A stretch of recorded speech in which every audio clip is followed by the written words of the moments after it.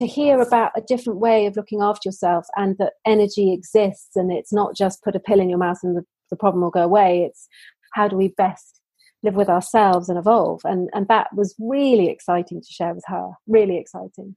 And what sort of changes have you made to the way that you eat in order to facilitate all of the coming off of the pill and the reduction of the period pains? Well, this one's been a bit of a kind of a struggle for the last 20 odd years. I used to be a personal trainer and a Pilates teacher. So very early on, I understood that I couldn't really drink alcohol and get up very early in the morning and run with people. So that was just like tough. But as I got older and sort of supposedly grown up, and you go out to dinner parties or you go and out with your friends, I just realized, and I learned the hard way, that alcohol kills me. And it makes my cycle worse. It sends me on a binging cycle of eating loads of bad food. And so since January, I haven't had a drop of alcohol. I didn't drink that much anyway, but it was kind of like, how can I live my best life? And it would be definitely without alcohol. And equally, I have the same relationship with sugar. So I really try not to eat it. When I do, I'm afraid it's my Achilles heel. It's just like my drug. So I try not to go there. And when I do, I just forgive myself for, going off around the mountains and up and down the hills. I find myself again and go, Amy, what are you doing? But yeah, so I the other thing that's happened, which is really funny and amazing, is that my middle daughter, Amber, has just declared that she's vegan. She watched some of these, one of these films about animal treatment, just went, that's it, never again. And she was a complete chicken fajita fan. So for this girl to say she's going vegan is like almost like an earthquake. And so as a result, we've all just embraced cooking vegan food. And so we just live on a huge amount of vegetables and pulses and all the really, really good stuff. And we're all feeling amazing. And even my husband, who's longing for that kind of food as well, has embraced it. I mean, not totally. I have a third daughter and she still eats meat. But so, yeah, I really am totally aware of how food in my body either makes it or breaks it every month, without question. You've learned so much, and you've done so much in the past, and we're only in April. It's hard to think we're only in April. It feels like so much globally has happened in 2020 already. And you've had so many amazing changes happen to you. You have 3 daughters and they're kind of slowly learning this stuff in their own way. Some are embracing it, some aren't. Mm-hmm. I wonder how does all of this translate into the work that you do? So your charity, can you talk a little bit about the charity, and then perhaps how all of the learning that you've done has changed the work that you've done, or changed maybe any perspective on your work? Wow. So in a nutshell, if I talk about loving humanity, so everybody understands, in 2014, I was sitting in my doctor's surgery and saw the most horrific photograph of 18,000 people queuing for bread in Damascus. And in the foreground of the picture was a woman. And I thought, oh my goodness me, what if that was me? And how do women cope being mothers, carers, women in war zones? I mean, how do you cope? In this picture, the street was completely bombed out. There were no shops. I mean, after you've had a baby, you've just got to know where the nearest toilet is. And I was like, oh my God, where do I go to the loo? It was kind of basic. And that's when I started on this journey of trying to import a low-cost sanitary towel machine from India into Jordan. And we set up a sanitary pad factory and a washable nappy factory in the camp, because I learned about a huge problem of incontinence with traumatized kids who were bedwetting. So we set up this factory. We employed 30 of the most vulnerable women in the camp.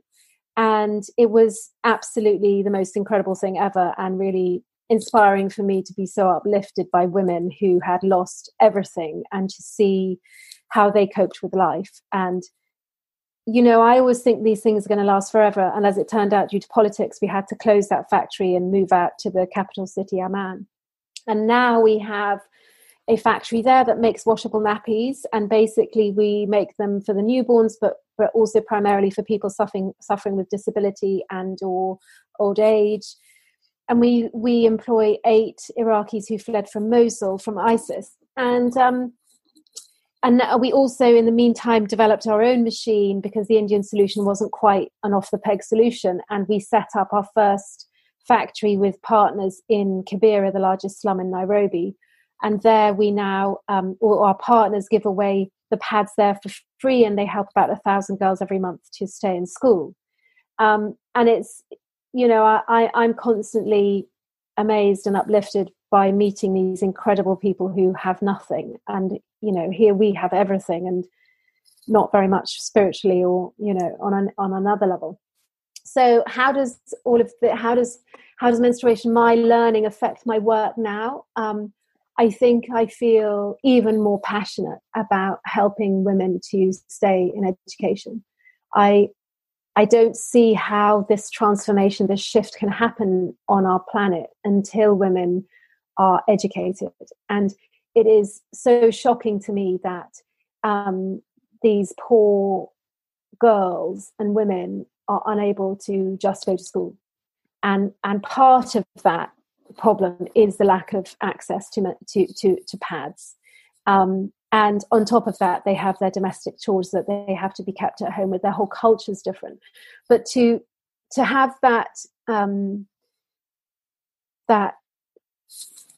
not right, it is a right, to have that right taken away from you, to have the possibility or that potential taken away from you as a young person. I mean, UNICEF apparently wrote an article saying that 65% of girls in Kenya traded sex for pads.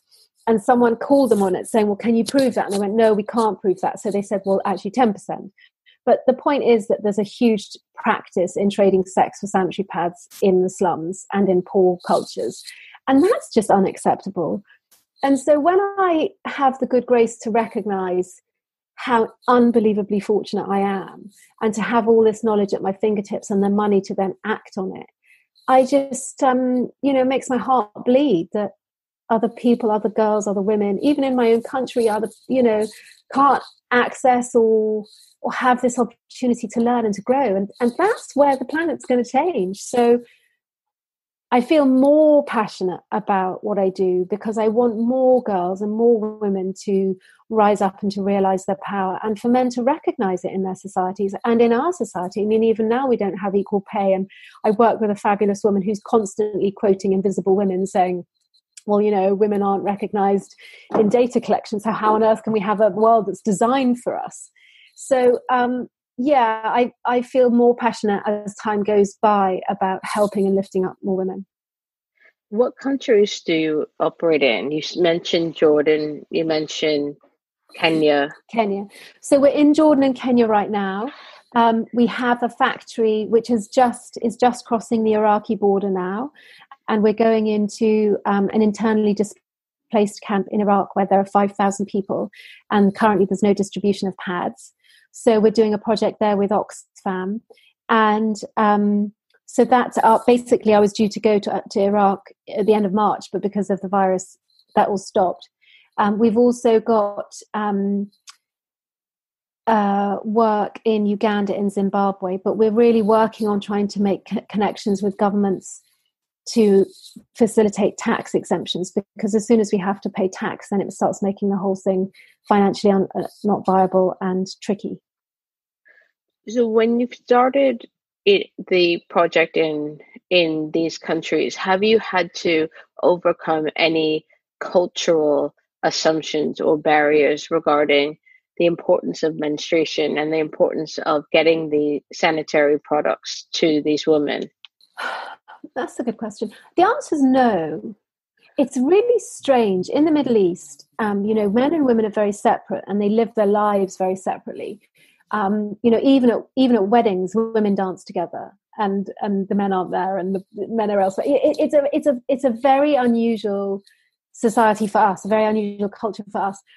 And even though there's a lot of shame around menstruation, or shame as in it's not talked about, when I say that, there is a massive recognition by men that women menstruate, and men know that it exists.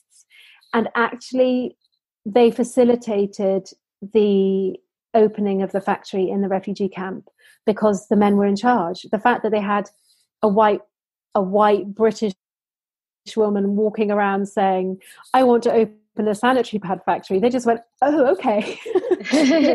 they were amazing. The men were amazing. And I suppose that when I come along and say, well, this is an issue and we need to sort this out, they go, yeah, of course we do. And since working in Jordan, United Nations High Commission for Refugees, who run the camp and who I worked with, they then started going on courses around menstruation. So it's kind of like just from a little beginning, lots of things happen. And the same in Kenya, everybody knows it happens. The fact that it's not on the curriculum, but it's against the law to talk about it, I think, even in schools, it's kind of crazy. It's like, how can that not be on the curriculum? Everybody knows what goes on. No one's ever blocked it. And now we're talking with the Ministry of Health in Kenya, they support our work, and we've just partnered with Wash Alliance Kenya. And these are men. These aren't women, these are men, and they're wonderful. They're doing great work. So it has to be recognized. A lot of the time women presume that men are an obstacle in this journey, and it's so not the case. It's very, very touching that men want to provide for women. The fact that it's not talked about and culturally not accepted is a different thing. So I've been very uplifted by the support that I've had. Obviously, it would be, I wouldn't be doing what I do if it wasn't a problem, and if it wasn't accepted. So it's kind of a weird one, but it's kind of everybody knows what's going on. No one's just talking about it. And are the pads that you make, are they reusable or are they disposable pads? Well, in Jordan and in Kenya, when we started, they're disposable, because in certain situations, there's such a massive lack of privacy that a woman would never hang up a pad to dry. She would rather die herself than go, oh my goodness, I menstruate. They just wouldn't do that. So we did research doing washable pads in the camp, and women just went, we won't use them. And the same in the slum. But having said that, now that the nappy factory moved out of the refugee camp in Jordan into the city, there's a lot of research saying that 19 out of 20 women would use washable pads because they have more privacy and they also have running water. In the slum, they don't even have water to drink, so clean water to drink. So, to use water to wash something is sort of a luxury, really, which is why the virus is posing such a problem in the slum, and people are desperately trying to set up hand washing stations and stuff like this. So, it's very difficult, and it's something that I find quite challenging when I talk to people, or when people ask me, actually, sometimes quite aggressively, why aren't your products more environmentally friendly or sustainable? And the answer is because some situations it just isn't appropriate. Or when you have millions and millions and millions of girls needing help, you would have to produce millions and millions of washable pads at great expense and distribute those. So really my aim is to, first of all, get pads on girls, get them into school, let's educate everybody, and let's find some fabulous solutions to solve the problems that we're also creating at the same time environmentally in the world and the way that we live. But it is, I do have quite staggering conversations with usually white middle class women saying, well, that's absolutely appalling. How can you put something else into the environment which is going to make it worse? And you're like, well, are you saying that these poor girls shouldn't have access to education because that's what you're saying? There isn't really another alternative which is suitable. I mean, a moon cup, for instance, sounds great, and for a lot of girls, they're very uncomfortable, difficult to insert. They're just too much for the mental stage of development. And also, when you go to the toilets in the slum, which are very far and few between, in the school that I visited, there's 100 kids using 3 toilets, and there's a pile of poo in each toilet, and they flush it with a bucket of water 3 times a day. Well, if you were to take a cup out and empty blood onto that, I mean, you just would not. You just wouldn't do it. And so, some of the solutions that we have in our culture and our society are fabulous. But we have to remember that when we're working in places where there's no running water, where there's no privacy, then we have to alter what's